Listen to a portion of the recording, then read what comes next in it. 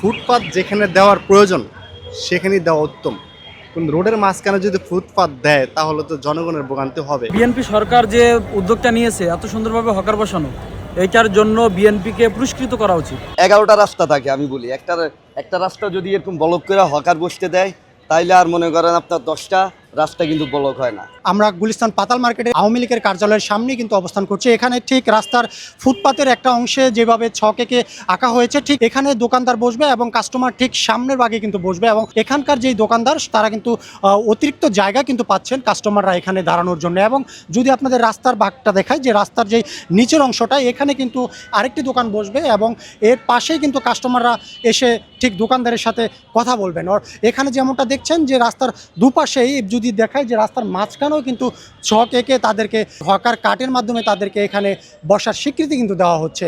আমি একটা দোকানদার ব্যবসায়ী হিসাবে বলতে পারি যে এটা পদক্ষেপ ঠিক হয় নাই, কারণ এটা রাস্তার ভিতরে আর যেভাবে তাদেরকে জায়গা দেওয়া হয়েছে এটুকু জায়গার ভিতরে আপনার একটা কই মাল সাজাবে, কই একটা লোক বসবে। একজনে যদি আপনি একটা কিছু করতে চান, দিতে চান, যাতে করে ও জীবিকা নির্ভর করতে পারে, তার ওইভাবে দেন।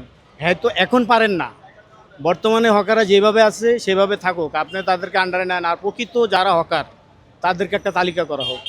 আজকে দেখা যায় একটা পাশের হকার জানে যে নয় কত বছর ধরে হকারি করে, এখানে অনেক হকার আছে আউট আসছে, যেরকম জুলাইয়ের পরে অনেক মানুষ বেকার হয়ে গেছে, তারা আইসা রাস্তাঘাটে দোকানদারি করতেছে। তো তাদের জন্য একটা ভালো ব্যবস্থা করা হোক। আর হকাররা যেই বাহানে আছে আপাতত তাদেরকে সেখানেই রাখুক, তাদেরকে তাদের আন্ডারে নিক।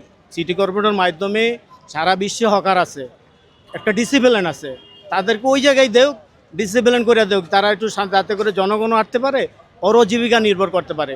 ওদের জায়গায় ওদেরকে সুন্দরভাবে দেও। আর সরকার তার মাধ্যমে যেরকম সরকারের জন্য একটা তারা করতে চাইতে পুনর্বাসন, তো সরকার করলে পারবো না, লক্ষ লক্ষ হকার কোথায় দিব? আজকে আপনার এরা নগদে বিশ্বাসী। আপনি নিয়ে এখন যদি ওসমানী উদ্যান পার্কের ভিতরে দেন, ওখানে হকাররা খালি বয়ে বয়ে মাসি মারতে পারবো, কিন্তু ইনকামের কোনো ইয়ে হবে না। তাদের দরকার নগদ, যেরকম দিনমজুরির মতো।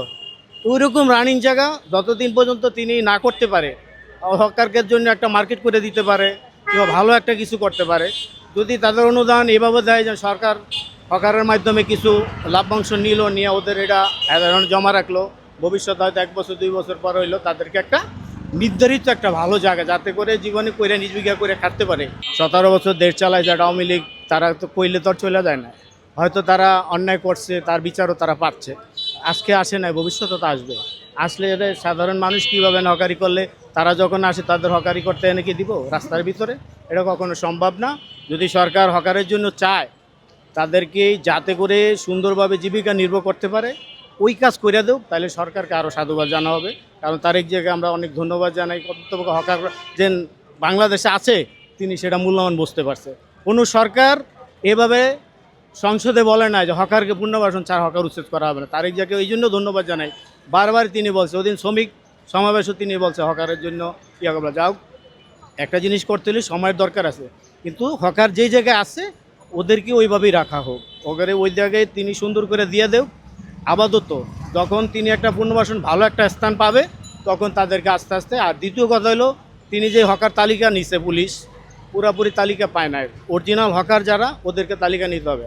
আজকে যদি অরিজিনাল তালিকা পাইতে হয়, তাহলে হকার প্রতিনিধি লাগবো। আমার পাশের হকার কতদিন ধরে হকারি করে আমি জানি, যে আজকে আমার পাশে ও কত বছর ধরে হকারি করে। এরকম অরিজিনাল হকার যারা, তাদেরকে তালিকা করে, তাদের কত লক্ষ হকার আছে, এরপর তিনি একটা লিস্ট করে তারপর কিভাবে করা যায়, এই জন্য সরকারকে উদাত্ত আহ্বান জানাবো, যাতে করে আমাদের এত লক্ষ লক্ষ হকারের জন্য তিনি কিছু করে দেয়।